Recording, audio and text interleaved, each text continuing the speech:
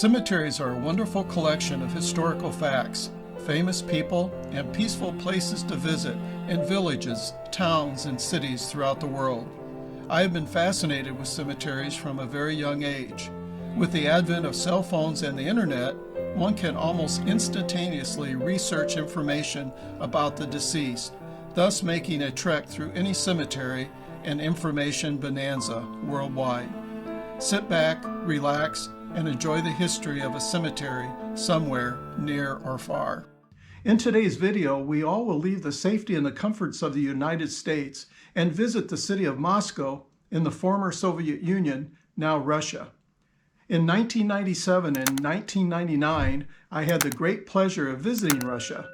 I visited many parts of this country, traveling even to the far reaches of Siberia. But one fact that literally blew my mind is that I found that 2 American citizens are buried in the Kremlin Wall, and 1 American is buried in a mass grave near the wall. I falsely assumed that these sacred spaces just opposite of Red Square only contain the remains of former Soviet leaders and past heroes of the Soviet Union. What a surprise. Why are these 3 Americans buried in and near the Kremlin Wall, just yards from the master of communism himself, Vladimir Lenin? I wanted to know more about these fellows, and I would like to share with you the story about each. On my first visit to Moscow, my friend brought me to Red Square to visit Lenin's tomb. As a young boy, I remembered watching the Soviet May Day celebrations, whereas the Russian military would flaunt their tanks, nuclear missiles, and platoons of marching soldiers in lockstep, as all paraded past Vladimir's tomb. I never dreamed that I would ever visit Russia, let alone set foot on Red Square. But here I was, about to enter the tomb of the founder of communism in the former Soviet Union, and frankly, I was uncomfortable. One must understand, while living in the heartland of the United States from the 1950s through the 1980s, Russia was our sworn enemy. But I found myself strangely intrigued, awkward, and a bit frightened. I felt that I was being watched the entire time I climbed the first set of stairs, descended another set, and then again ascended another staircase, soon finding I was face to face with Lenin. Spooky. I had my camera confiscated by the Russian guards and sternly warned not to take pictures while inside the mausoleum, of which I certainly complied. I was amazed how pristine old Vladimir appeared as he laid as if asleep, surrounded by dozens of flowers. I later learned that his remains are removed once a year and taken to a laboratory designated exclusively for the purpose of preserving his body. By the way, my video camera was returned as I left. But as I left the guards and walked along the Kremlin Wall, I couldn't help but notice English letters inscribed on a plaque mounted at eye level as I passed by. William D. Haywood. Just below, written in Cyrillic lettering, was his name listed again, with the date of his birth and death below, February 4th, 1869, May 18th, 1928. As my Russian friend observed my obvious surprise, she informed me that 2 other Americans are buried in and near the wall. I was then really surprised.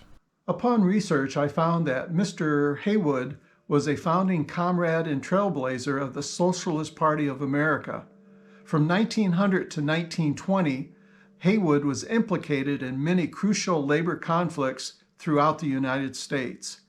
In fact, Big Bill promoted the theory of industrial unionism, a labor viewpoint that all unions within an industry should be united. He encouraged violence versus peaceful protest in obtaining goals during various union strikes. In 1921, William Haywood fled to the Soviet Union during his appeal process after being sentenced to 20 years in prison for his anti-war pursuits throughout the first Red Scare. He never returned to the United States. Next, I found the gravesite number 5 of John Jack Silas Reed, who is buried with 3 others near the Kremlin Wall. This American citizen was known for his journalistic writing abilities, poetry, and for being a communist activist. He is well known for his coverage of the October Revolution in Russia, and in 1919 he published a book titled 10 Days That Shook the World. Mr. Reed's dream was in 1919 that America would experience a communist revolution. Thus, he co-established the Communist Labor Party of America. That soon failed. He died in 1920 in Moscow at the age of 32.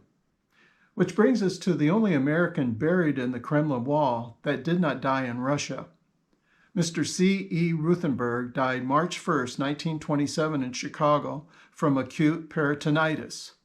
His ashes were carried to Moscow on April 26 of the same year and interned into the wall not far from his divisive rival, John Reed.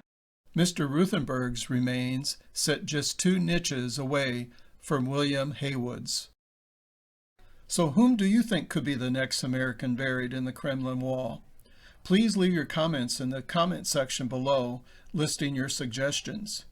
During my research for this video, I learned that in Russia there is a movement to have Lenin removed from his mausoleum, just as we in America are removing many Confederate statues.